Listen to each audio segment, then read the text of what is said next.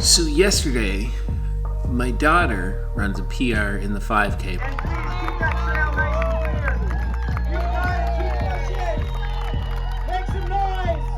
My son runs a PR in the 3K.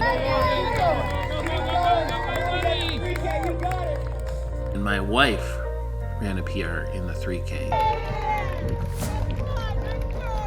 Runners, watch your step on the...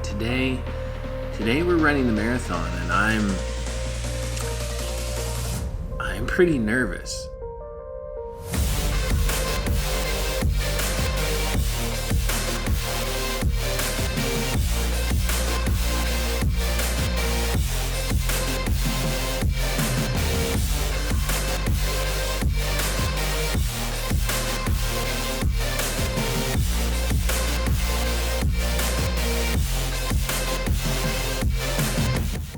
Yesterday, after the race, I bumped into somebody that has kind of been a little bit of a guide for me in this whole running journey, and she says to me, "You're supposed to be nervous. I'd be worried if you weren't." So I guess all I'm saying is, I'm gonna eat this bagel, drink this coffee, get the kids up, head on down to the race, and just go. We're gonna see whether we can break 3:30. I'm a little bit nervous.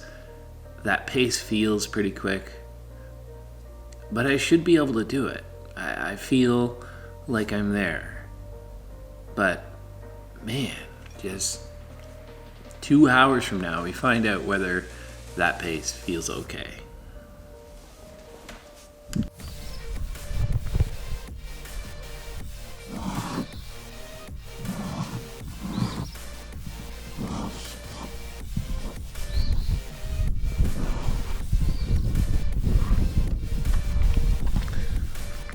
A little cool this morning, but it's race day. Oreos before we start the race. Kind of an essential thing before you run a marathon. You ready, buddy? Yeah. Mr. Bump? Fredericton Marathon, best of luck. Go with your pace buddies. Look out for each other. Happy Mother's Day to all of the moms running.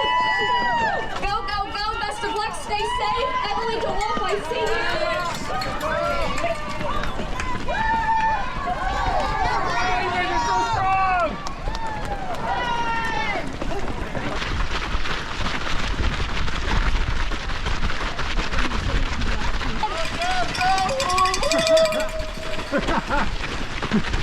Cheer yourself on. For those marathoners on that side, a lot of them coming through here, they need your support because that is not easy. They've been preparing for this. Let's go, marathoners, keep it going. 30 kilometers in, starting to hurt a little. Oh, early for it to be hurting. Thank you for coming back. Holy shit, thanks for coming back. Thank you for coming back. I appreciate it. It's getting tough. Getting tough. Getting tough.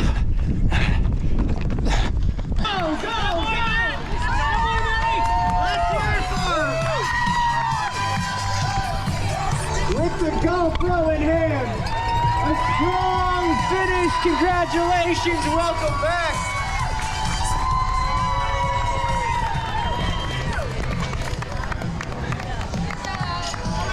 A strong final. Keep going. Yeah, sure.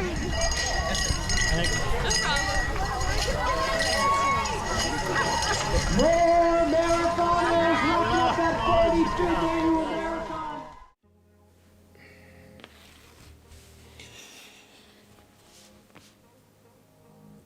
It's been a day since the marathon.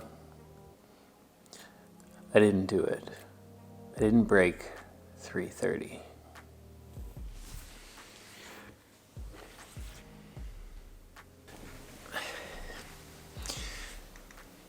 So I remember in the last couple of kilometers, my mind was telling my legs to move faster. I was thinking quick arms, quick feet, and I was saying, you just got to move faster.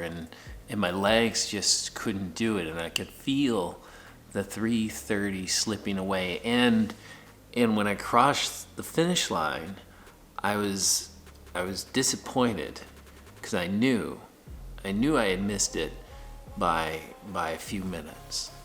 After I crossed the finish line and realized that I hadn't done it, I started asking myself, how could you do that? How could you not find a way to make up less than 3 minutes over a 3.5-hour marathon? There were times during that race when you knew you should have went for it. There were times during that race when somebody took off and you knew you should have followed. There were times during that race when you could have done a better job making better decisions that would have brought you in at under 3:30.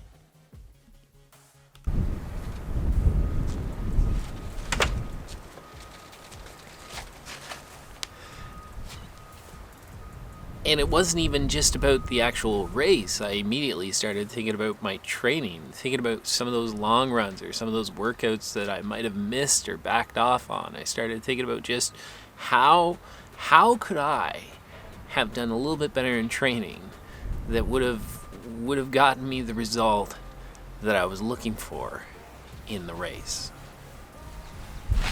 It's unreasonable to expect that a marathon training block is going to go 100% according to plan.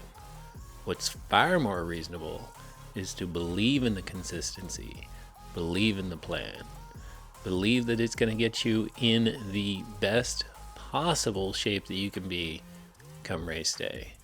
Consistency is far more important than hitting every single workout. All right, so clearly I was disappointed with how the run went yesterday in terms of just where I ended up, but realistically 3:30 was sort of just an arbitrary goal, and I didn't really have any reason to run that other than it sounded like a nice round figure. I wasn't qualifying for anything with that time, but what I do want to say is that as soon as I crossed that finish line and I saw my family, they really put things into perspective.